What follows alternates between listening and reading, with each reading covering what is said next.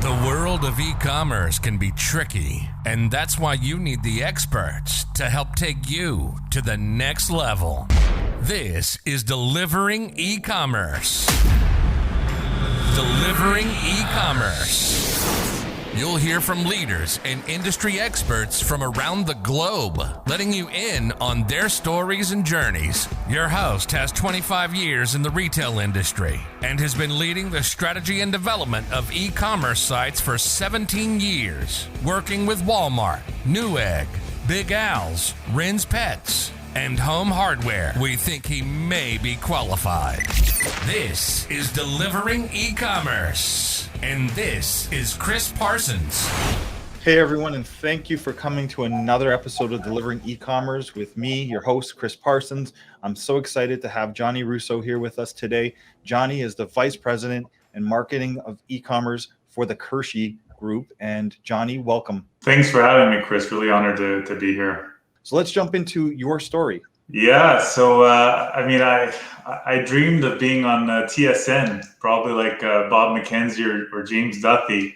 I had a love of sports and was actually a really good writer. So I went into journalism when I was in university. I figured I wanted to be either a writer or on TV. So went through university. At the time, print was in the early 2000s, so 2000 to 2003. And, print was kind of struggling and digital was making its way up, especially in Canada. Lucky for me, I got a job with the Montreal Canadiens. I'm actually a Devils fan. It's a long story. I actually don't like the Canadiens, but we could talk about that later too. But so I started writing for the Canadiens, and it was really my introduction to web, to articles at the time, which would probably be blogs now. That was good for me. But once I graduated, I was mostly an English language journalist, and in Montreal, there weren't too many jobs, so I decided to move to Ottawa.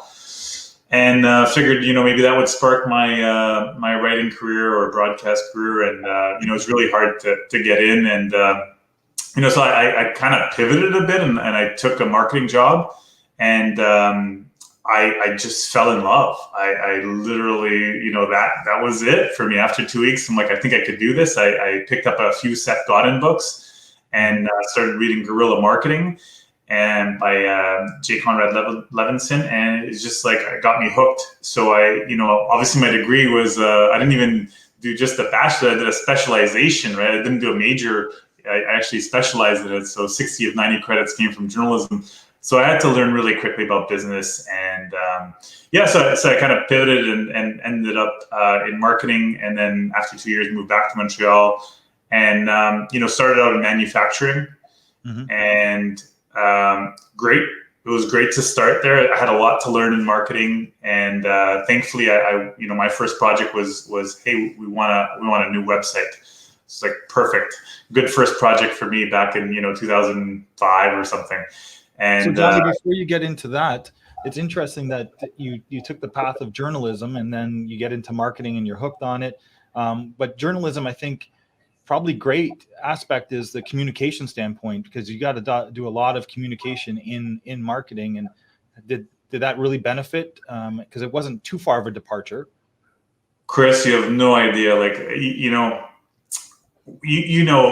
like I do, especially if you lead people, you got to be able to communicate both, above. You got to manage above, and you got to manage with your team. And communication is so important. Not just a written word, but how you talk, how you speak, how you inspire. I definitely think it's a big part of where I am today. So I actually would not. I don't regret that path. I could have gone into business or economics or IT, right? But like in information systems. But I love that path, and you're so bang on. Like it's helped my communication immensely. I think it was a good foundation for me. Yeah, that's key. And I think a lot of people, when they go to school and they start getting an education, they don't really see how it will benefit other career options. And it's great that you just found it naturally in essence. So let's go back to the manufacturing. They needed a website. Yeah. So, manufacturers, I spent probably 4 or 5 years in the manufacturing field for 2 different companies, one of which was Pattison. So, obviously the large Pattison group, this was for their sign business. And so they needed a website. And I guess, manufacturing, I always think like if you're new to an industry, like I kind of was to marketing and advertising and digital, right? Mm-hmm. Great place to learn because there's long sales cycles and it's not like the retail pressure of now. And so I thought it was a great way to learn. And, I was still, I was sold on manufacturing, but then I got a job at a startup company, so tech. Mm-hmm. And I said, boy, this is fast paced. And if you can tell, like by my personality already, like I like that aspect. I like fast paced. I like to move quickly.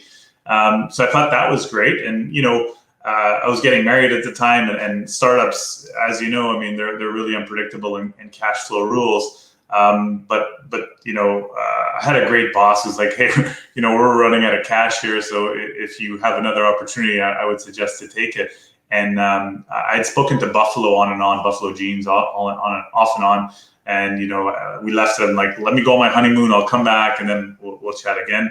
And that was really my start of retail with Buffalo. And really early on there, I took a role of managing digital marketing, and then it became like digital marketing and e-commerce, and then it became, my boss left, so our e-com director left, so I was doing digital e-com operations, supply chain, merchandise, like I was just in charge of everything, right? At such an early part of my career, especially my management career, but I just felt like retail and tech, e-commerce combined those 2 aspects, and that was it. That was my career. I had found it. I'd stumbled upon it. It just happened, and I was so lucky to be on the forefront. That's 11 years ago, working at that, starting in digital and e-com. So it's a long time to be in e-com, which is great, and I'm super thankful for those moments. So I got to work with some great retailers along the way. Some like Next, which was headquartered in Amsterdam. I worked for Marks, which is out of Calgary. So I lived in Calgary for 4 years, part of the Canadian Tire Group. And now back in Montreal for, another challenge with the Kersheh Group, which is a wholesale company in the sleepwear category, trying to go direct to consumer, which is why they brought me in. Tell me about the journey over to Marks and picking up the family and moving. Yeah, well, so at the time, I was married. I'm married now still, but I was married with no kids. And my wife, who's a physiotherapist, she, it's hard to just start anew somewhere else with patients, right? So she stayed behind, and we were doing back and forth. And, that was part of the agreement with Marks. I would fly back, once a month. She would come out and so on. So, that was probably for about 1.5 years. We were doing that. And then, she got pregnant. We got pregnant, I guess, or she got pregnant, and our first was on the way. And so, went back to Montreal for a bit, flew in about 3 days before the birth. So I cut it close, but so then we moved together about 6 weeks later. So my son, he's 3 now, but he's been on 56 flights before COVID. And, now we're all stuck, but we traveled a ton with him, and Western Canada is just a great area. And so I had a great time in Calgary. The family moved after 1.5 years. Yeah. And you were doing some great things with the Marks team. I remember that, watching your career. What was probably your fondest memory? Transforming the business digitally, like digital transformation. Marks was a really successful retailer, but heavily into flyers and TV. About 90+% of their ad spend or marketing budget was catered to traditional. And that continued for a bit. And then I got there, at the beginning of 2016, and we started shifting that. And when I left 4 years later, it was more of a 70-30 split digital. And now I think it's gone even more. So one of the things that we did, I'm a huge advocate in not only like having your team on board, but the partners that you work with, the agencies that you work with, other departments. And so we actually held a digital partner summit. And what we did though, we invited, basically, like Google and Facebook were there together, sharing a room, sharing a stage, So we had a ton of vendors, 4C, all our core, Bazaar Voice, all our core partners that we knew were going to be long-term partners of ours, and our own team. And we put them all in a room and we went through our roadmap and our planning. And we asked each of them for kind of 3 insights we could develop that year. And one of the proudest moments for me, because we became a yearly thing while I was there, but one of the proudest moments for me was at night at the bar, just like all these vendors next to each other, and the Facebook and Google guys got to know each other and kind of became friends. So at the end of the day, like, this industry is such a sharing industry, whether you're competitors or not, and that was one of the proudest moments for me. And I still, some of my speaking engagements have kind of been on digital transformation, and people still reach out to me about, how do I go about this? How do I go about inviting competitors? How do I get my team aligned and so on? So that was probably my proudest moment there. I love that story. That's a great takeaway for people to try those things. I have one that not as positive yours, but I do a lot of vendor rehabilitation when I start with a company and educate them on how I operate and bring folks together as well. But yours is a much more positive approach to that. I like that, rehabilitation. That's right. So, what I liked was, you touch on this industry and how great the folks are in this industry and collaborative. And, at just about 2:30 today, I was having a call with Tanbir, sharing information with him, and him very well as in the industry. And we were talking about that, how we can work for, like, he was over at Lowe's and I was here, and it's not that we would share trade secrets, and we called each other frenemies because we would share, neither of us want each other to fail, and we would be able to share enough, but not share any trade secrets. And it was just to make sure, like, hey, this partner, maybe not. You might want to pass on them because they don't really deliver. Like, just those best practices to save each other from making a misstep. And that's what I really love and appreciate about the industry. And you and I, we've sat on different panels before and had side conversations, and it is such a wonderful group of people in e-commerce, and we're lucky to be part of it. Yeah, and Chris, like, first of all, I mean, I applaud you for starting, a podcast like this. And everyone talks about it. It's like, oh, you know what, I'm going to do a podcast, and it's like you did it. And for me, one of the things that I want to do is start an e-commerce mastermind group. And like, you're on it. Like, I have like 10 or 20 names. There's people pushing me to do it, and I just got to do it. I just want to do it to help our industry and help each other out, especially. Like you said, it's tight knit in retail and so on. So, yeah, good on you though for actually going ahead and doing this podcast. Oh, thanks. I just, what, with LinkedIn, you get so many questions, and they were coming in at a pretty rapid clip, and it's repetitive, answering the same things over and over again. So hopefully, from my knowledge and my network's knowledge, we can help a lot of people out in a big way, and just grow the overall industry. We've been talking for years how far we are behind the US, and I know we're making strides, and especially in the COVID environment. But if we're more collaborative, I think the overall industry will grow. And I think that's the benefit of doing something like this. So thank you. I appreciate those kind words. Now, your current role, tell me about that. Yeah. So, like I said, we're in the sleepwear category, right? So, with COVID, I mean, sleepwear was a pretty good category to be in, loungewear, sleepwear. And so my role is really taking a 40-year-old wholesale company with major licenses in Canada, like Disney, the NHL, Marvel, the NBA, Universal, Warner Brothers, you name it. We have the licenses for those, as well as our own private labels. So taking a company, that was 40 years old, legacy tech stack and all that stuff, and driving direct to consumer. And so prior to me getting there, they had started that journey mostly on Amazon and selling on Amazon Marketplace and Walmart Marketplace. So the foundation was there. There was a lot of things that we had to fix and recalibrate, take step backwards on some things to move forward. And we have 8 sites as well. We run 8 Shopify sites. So we're looking. What COVID did was, it didn't change or pivot our strategy. it just made us go all in. So ironically enough, I was positioned to present my 3-year plan last April, so 12 months ago, and 1 month into COVID, or a bit longer than that. And I think it just became easier to get approvals on like digital marketing spend. Here's our fulfillment, here's our operations, here's the technology we want as our e-com ERP. We want to go Shopify Plus. We want one site instead of 8. We want one marketplace. We want to build our own. So all that type of stuff just became probably an easier, sell than pre-COVID would have probably been going through a lot more strings and hoops to get that approval. So I think it just quickened the pace.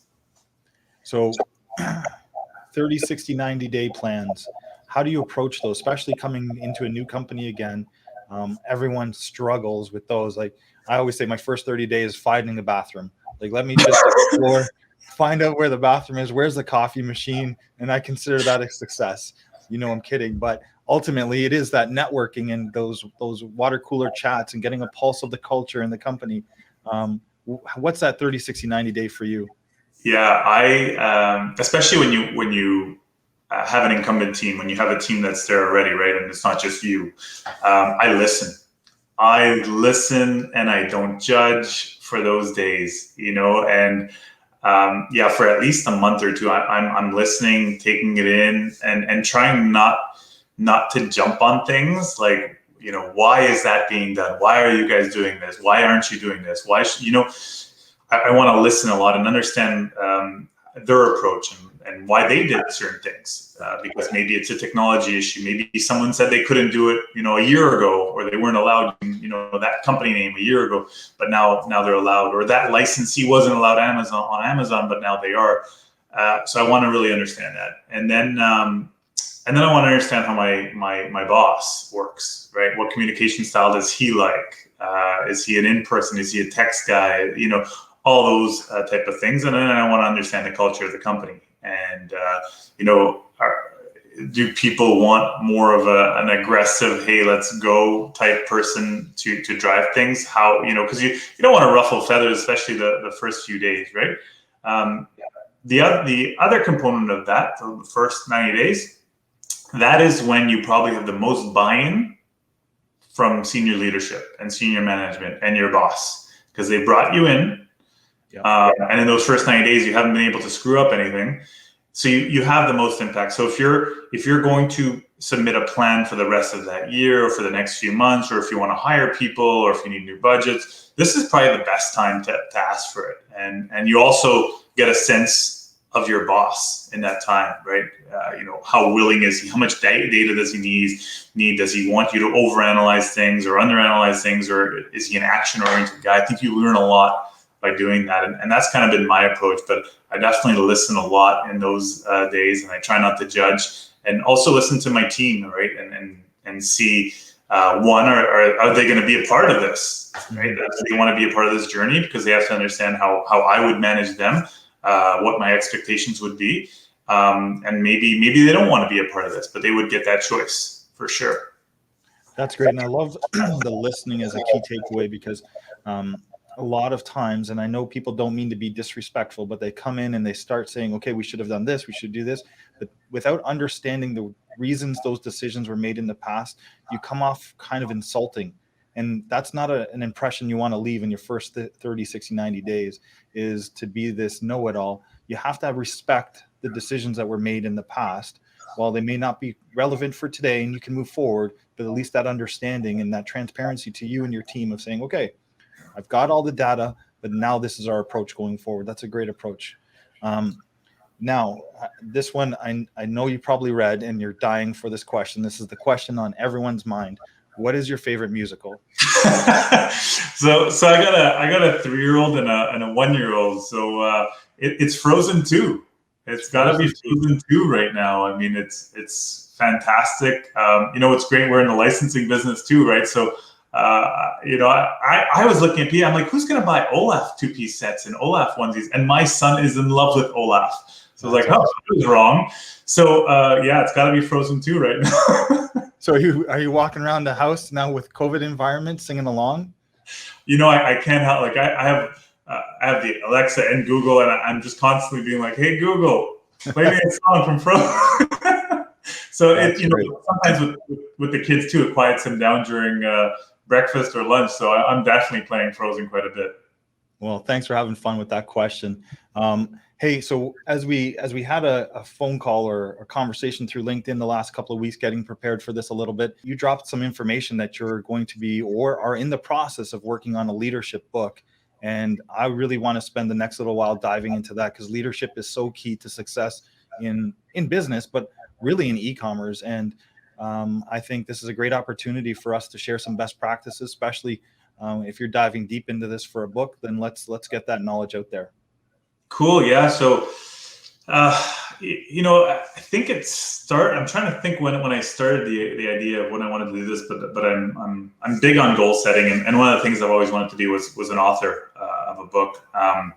And so at first I was going to write on digital transformation, and then I said, when that's published, it'll be obsolete.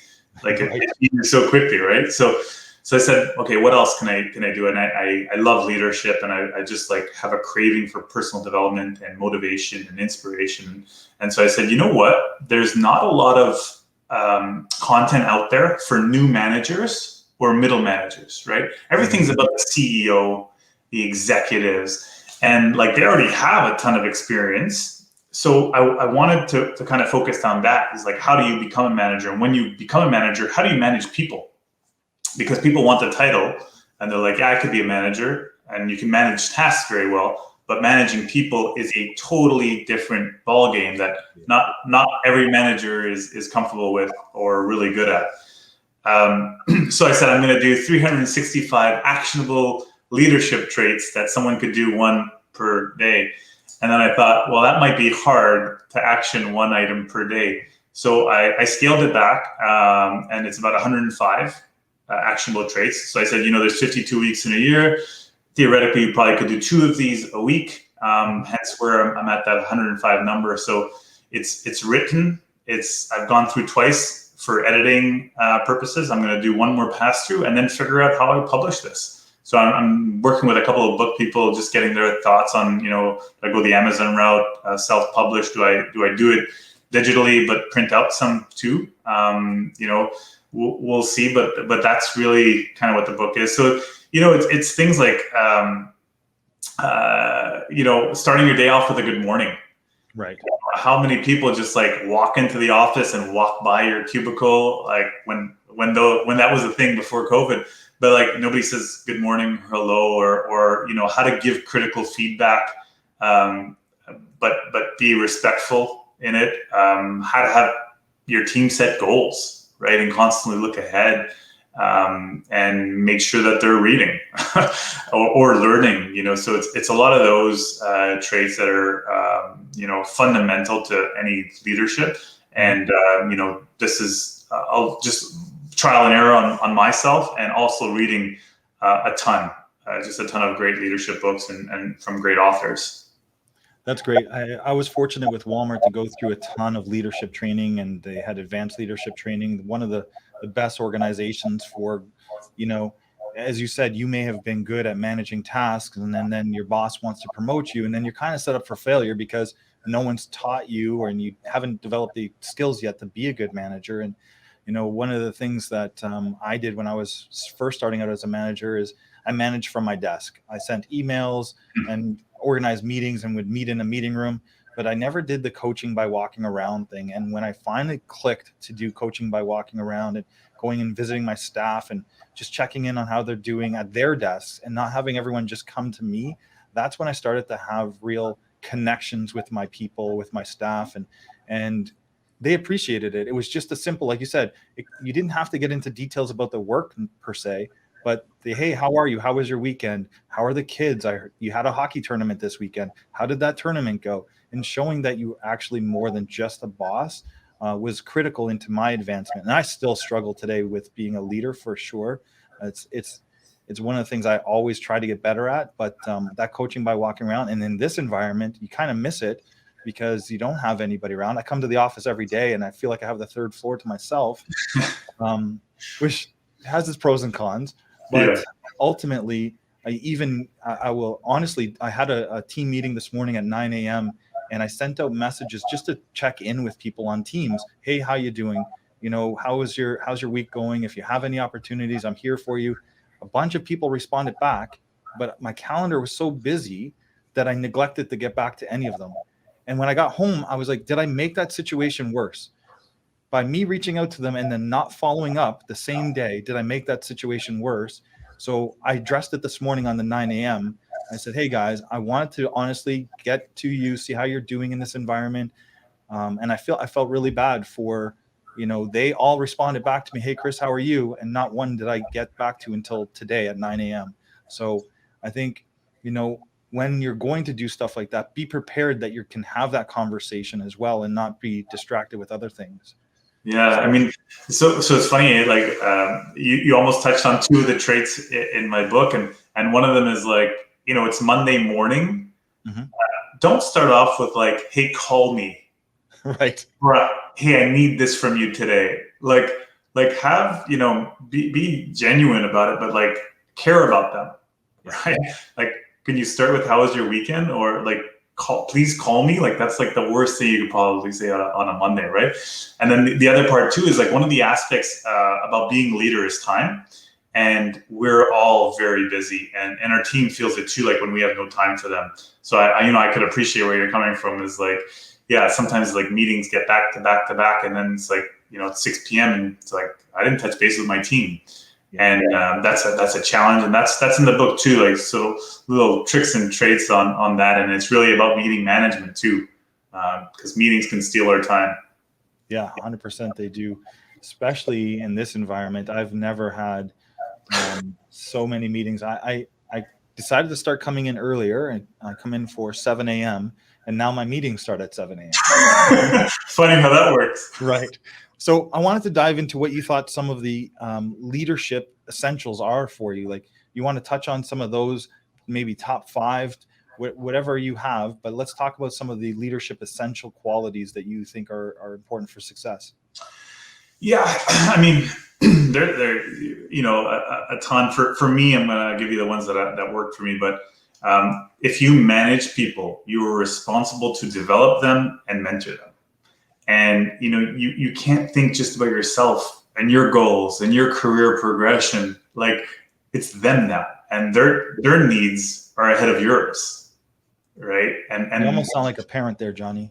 So I was just going to say, it's just like kids, and you still direct them, right? And you still show them right from wrong. But you stand with them, and you don't always stand in front of them, right? So I think that's a huge trait, and some people forget about it. It's like, here's, you know, my career progression, and here's what I want to be. Hey, what about your team? Because when you became a manager of people, you gave up that right to be an individual employee. And you know, that might rub people the wrong way, but like, that's being a leader, and that's the difference between being a manager and being a leader. Right. The other thing that I'm like, I hope I'm known for, but I also speak out against people that go opposite of this, is really being respectful and being grateful. And you know, thank yous are not hard. You know, you know, especially like if you've asked someone or you've asked other departments to help you, you know, with last minute requests and stuff, like, the least you can do is be grateful for it, or tell that person's boss or whatever it is, you know, and just mindfulness. So being mindful. So we all have bad days, and, you know, our employees have bad days and we have bad days. And I always try to put myself in this situation. Imagine I have a bad day and I take it out on one of my employees. And that employee is a mom of 2 kids, and she goes home and she's upset. And now she upsets her 2 kids because of her energy. And then her husband asks, how was your day? And she says, you know, my boss is a jerk. Yeah. It's like, you've just changed the whole family. So I make sure I try to never do that and stay on the opposite. And I keep that like, hey, I have bad days. Like, I have days when it's like back to backs and I have no time for anything. And I try to make sure that those are few and far between, but just be mindful of your actions. And you don't have the right to take them out on your employees because you've had a bad day. And then, you know, I'd say inspiring and leading with passion, figuring out what makes your team go, right? Like, what are they passionate about? Like, one of the things we did recently was a 66-day challenge. So it was probably over the holidays into like January and February. So yeah, 66 days. So they had to do a challenge. So there was exercise challenge, fitness challenges, reading challenges, cooking challenges, like whatever they got inspired or wanted to do.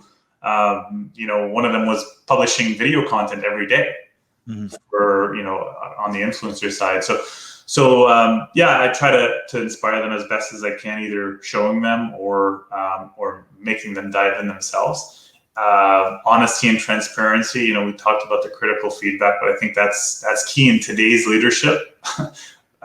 Millennials are coming in, younger generations coming in. They want that, right? Like, it's not don't play the political game all the time. With them, they do not want that. They will leave your company, and then help them find their purpose and focus their energy. And a lot of people probably over-index on, or some leaders will over-index on people's weaknesses, right? It's like, hey, you're weak at Excel, you got to get better at that. But they might be the best PowerPoint specialists, or they might be great on Amazon, but they struggle on the Shopify side of the business, right? It's like, why don't you cater and focus that energy on their strengths? And maybe plug in the weaknesses somewhere else, or use an agency or a partner for those. And that's kind of my belief system, is play to your strengths. And I've tried to do that over the years too. Especially the last few years, like, I'm gonna just focus on my strengths, which is my writing, my passion for leadership, all that stuff. So I've kind of done that, and kind of backed up what I've talked about, I guess. That's great. Those are great tips. I think they touch on some of the ones I try to. Especially the inspiration one is, I try to make sure that my team is confident. The confidence, regardless of where you use Excel, you could be a 2 today. But if I'm going to sit there and insult you on your being at a level 2 on Excel, it's not gonna do anything for our staff. So giving them confidence to fail in Excel and grow their knowledge base and continue development to get to that level, I think, is our job as leaders. And it's not there to just necessarily point out that they're not strong in these things. It's okay, how do we get you stronger in those, and give them the tools and the ability to grow. Now, I do think, and I always tell people, if you want to really improve, you have to have a hunger inside, and you have to be able to manage your own time and your own aspirations, that your manager just can't feed you all of the information to do this. There has to be something inside that wants to grow and develop as well. The other piece that I really think we as leaders can do a better job is that, I think we actually talked about this on the podcast, where, especially in the COVID environment, is those tools. How do you engage an associate when they're outside of your space? You can't come over to them. And one of the things that I did was, we had a pizza party, and I delivered individual pizzas to everybody's home. So we can sit there on screen and have our pizza together. Now, you can't do this all the time, and if you do it all the time, it loses its luster as well.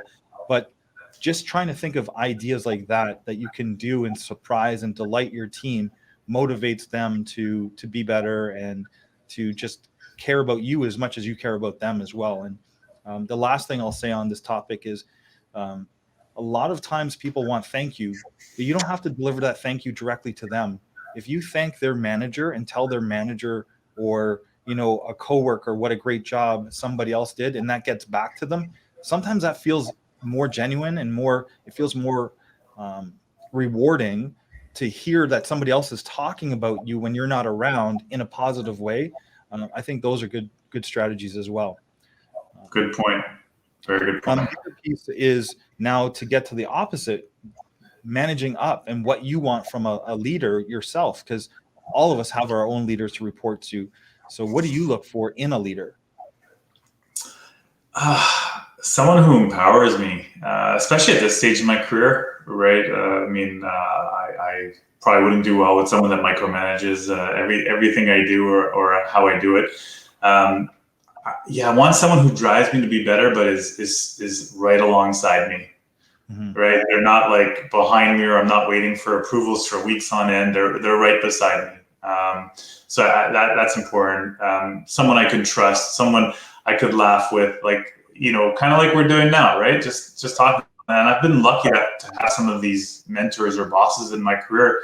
But there's something called the airport test. And I don't know if you're familiar with it, but this is kind of what, so it's kind of like when you hire somebody, but I put it in the context of my boss too. If I'm stuck in an airport with my boss or an employee that I want to hire, and there's a 3-hour delay, can we talk work and life and just make that 3-hour delay kind of fun?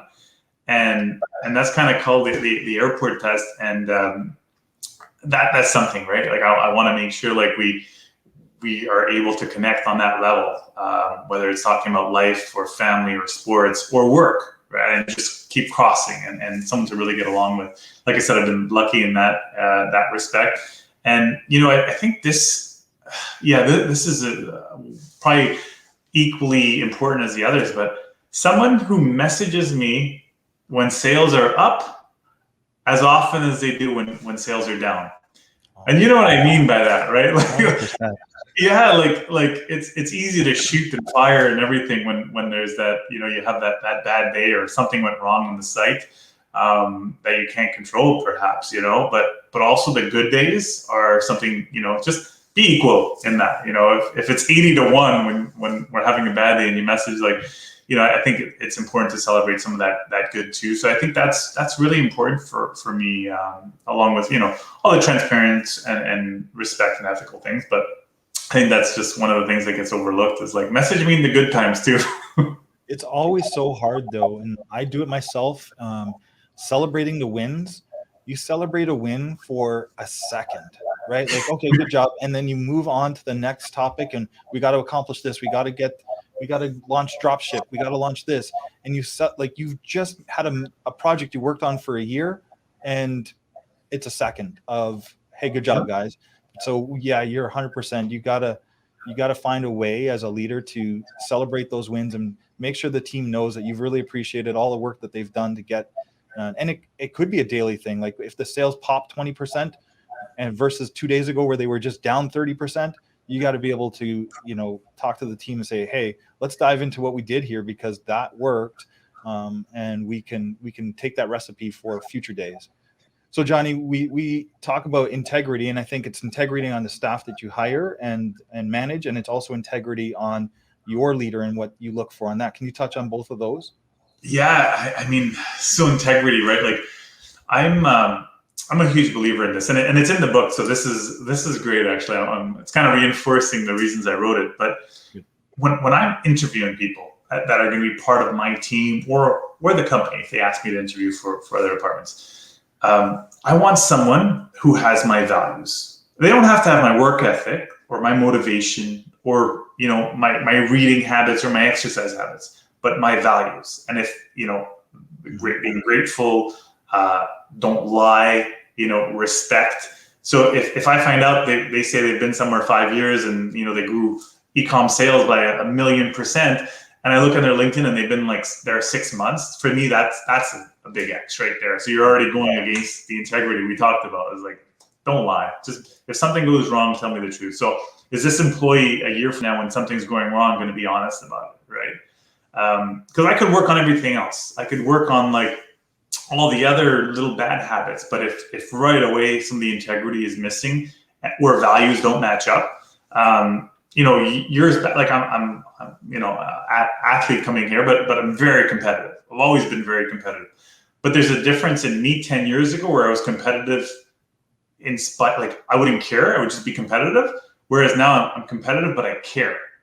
I'm not going to hurt people, harm people, hurt other departments. I'm not putting myself first. I'm not being selfish to get the win because I want us all to win, So those are values in me that have changed. And that's what I try to get out of the interview too. So yeah, integrity plays a huge role, either if you're hiring for a job or if I'm looking, at my boss and so on, what I that relation between us or if I want to join that company. They better have high integrity for sure.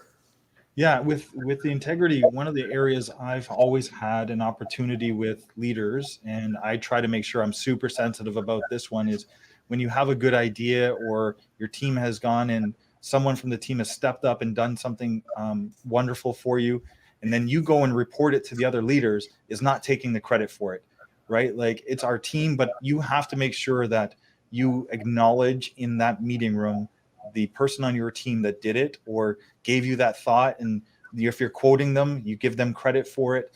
Whereas a lot of people in our industry, and I don't know if they do it maliciously or not, but the minute they've left the room and got stats from you and data from you, they present it as their own. And when you hear it and it just comes across and you're like, gosh, as a person trying to grow their career, it was a great opportunity for them to highlight that I found this component for them. And it's just a little thing, but it was one of my biggest pet peeves from people that are in a leadership position when they don't acknowledge the hard work from their staff and their people and call their name out. It still looks good on you as a leader. The presenting that information, it's your team.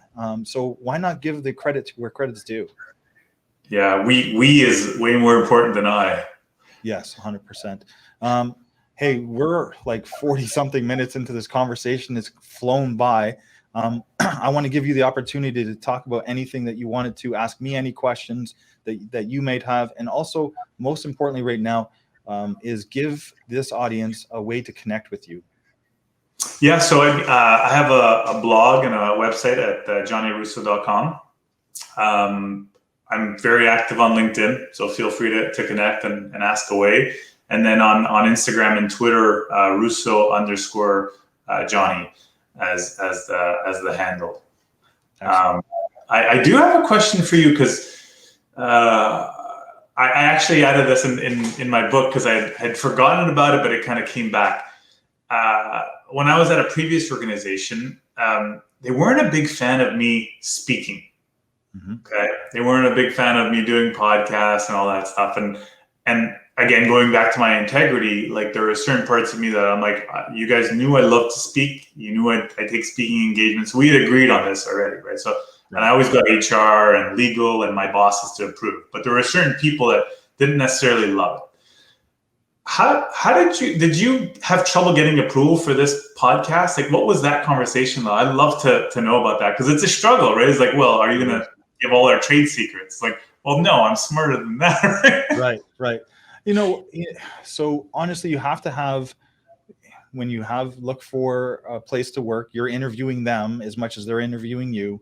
And you have to have those dialogues that, you know, when I decided to do the podcast, I went right to Rob and I said, this is what I would like to do. Here's the format of it. While I want to educate people, I'm not going to reveal my roadmap to how we're going to have success. I'm not going to give away my secret sauce. I'll give as many tips and best practices as I possibly can. And he was fully supportive. And he also went to Kevin, to our CEO, to make sure that he was comfortable with it. And ultimately, the three of us had, you know, dialogue on this, not directly, but through our channels. And the positive component about doing stuff like this is if people in the industry feel that I'm an expert and I'm hiring and I'm recruiting and I'm looking for new talent, then maybe they'll want to come and work for me. Maybe they're going to want to bring their talent to Home Hardware as well. And I think it benefits the organization. I also think it benefits me personally because I have such a great network and I've learned so much from you today. So I'm now going to take some best practices I've learned from our conversation or from your upcoming book and implement them with my team. So how's that not a win-win for myself and the organization? And I think if we structure it that way, we can have those dialogues. The companies should be comfortable with us speaking. And I've had them where they're not. I've had them say, nope, you're not going to e-tail. You're not going to go to global e-commerce in New York City or whatever it is. We're so protective and we don't want that. We don't want our trade secrets getting out there. But I think when you get to this level, you're smart enough on what you can share and can't share. Yeah, I agree with that. Yeah. But it's good, honest conversations with your team and managing up and having conversations with your leadership. And I think, you know, most people want you to succeed. They're not trying to hold you back. And if you can overcome and understand what their opportunities are with the speaking engagement, then I think we can get past any objections to it with open minds. Yeah, and the other positive too, and this is why I got into public speaking originally. You get better at communicating. 100%. Right. So if you look a year from now on your podcasts and how you're going to be more articulate and just better able to do that. So like that, this is going to impact your leadership, your day to day. So I think there's some improvement on yourself, personal development. 100%. Because I can't even listen or watch myself now. Oh, you're doing great. Hey, Johnny, it's been a lot of fun. Is there anything else that you would like to cover before we wrap today's episode up? I think it was hopefully one day can come back and we'll chat about ecom and some other things. But I wish you all the best with this podcast. I'm going to be listening attentively and watching. So I really cheer for your success on this. Thanks, Johnny. I appreciate it. I'm looking forward to your book. I want an autographed copy when it comes out. And you got it. We'll definitely share it with our audience when it does and get you back on to talk about it. And yeah, we can talk about, like you said, tech stacks. We can talk about e-commerce. We can talk about logistics, any topic you want to cover. And as I mentioned to you before, I want to start having maybe 2 or 3 speakers where you can really engage in conversation. Cool. And we'll organize something like that as well. But Johnny, really appreciate your time tonight. Thank you so much. Enjoy your weekend, my friend, and we'll connect soon. Thanks, Chris. Cheers. All right. Cheers. Bye-bye. You've been listening to Delivering E-commerce. It's our passion to have on leaders and suppliers in e-commerce from around the globe, setting you and your strategy up for the next level. We hope you've gotten some useful and practical information from the show. Make sure to like, rate, and review. And we'll be back soon. But in the meantime, hook up with Chris on LinkedIn at Chris Parsons, on YouTube at Chris Parsons Delivering E-commerce, and on Twitch at Chris Parsons 1976. Till next time, this is Delivering E-commerce.